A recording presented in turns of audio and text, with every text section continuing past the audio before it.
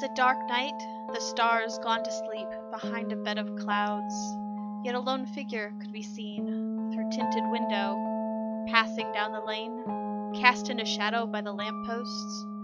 Behind him fell into mist the city Ajury. Behind him was left the old ways, and in front of him was set his new path, destined for only one place. He passed through meadow and fen, forest and field, with steady steps and a heavy heart. Finally he arrived and looked out over the gently waving sea of wheat. There slumbered Travill, sleeping peacefully against the soft waves. He turned his back upon this sight and raised both hands. A low voice came forth, singing sweetly, soulfully, sadly. The ground was misted with the salt of his heart, and from it rose a hill. Vines crept forth, rocks bared their fangs, birch trees climbed the slopes and stood sentinel. Water poured through cracks to give life to the raw dirt, to cover it with softest grass. It would take all the night to breathe this majestic sight into being, yet it must be done. For even if his kind would ignore the signs written plainly in the stars, he could not. He would not. As the trees stood guard, so too would he. He would watch, he would wait, and he would not forget, but must keep all safe.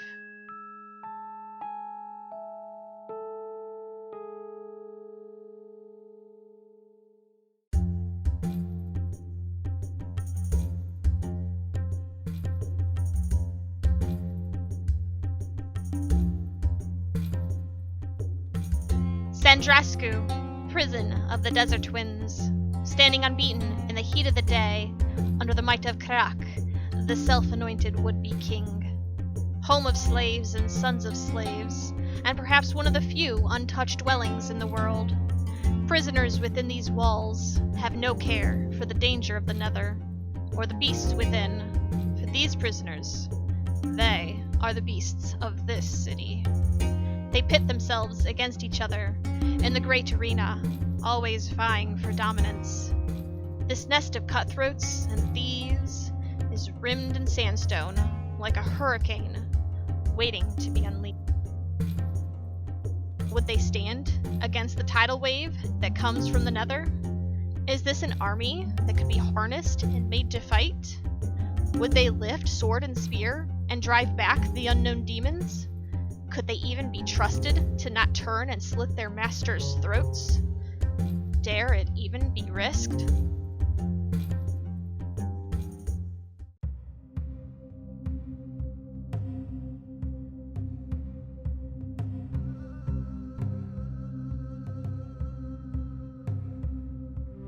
The crest of the newborn hill was rent from the ground, spraying the sentinel birch trees with earth and morning dew. It was tossed into the air, suspended by an unseen hand, towering over the just awakening Travill. This unnatural sight gave no indication of its purpose, yet somehow instilled calm upon those who glimpsed it. In its wake was left a crater, where the crest had been torn away. It was rocky and barren, and the life of the hill flowed open inside, exposed to the harsh eye of the rising sun. Precious metals that had been hidden within the hill fell in bits and pieces from the now floating sky island, captured in the flowing life and returning to the earth from which they came.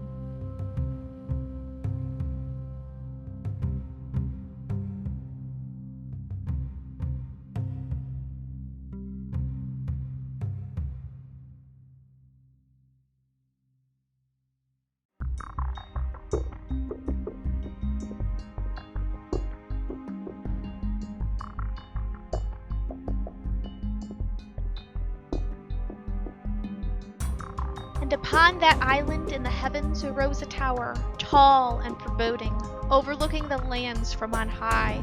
It spiraled up to reach the stars, unlike anything they had seen before. Water burst forth and ran over the side of the island as if to somehow connect back to the earth it had been stripped away from. Grass spread along the roots of the tower and around the base of rock formations, and still more sentinel trees. The shadowy figure was plucked from the ground as if lifted by that same unseen hand, and gently settled upon the island. His work here was complete, and he would be well separated from the outside. Here he could turn his focus to darker matters that brewed beneath the land. Here he could leave forever behind the old ways of the Arbor Druids, for he was the outcast, the outlander, the believer of outlawed ideals, the one they, in their folly, called condemned.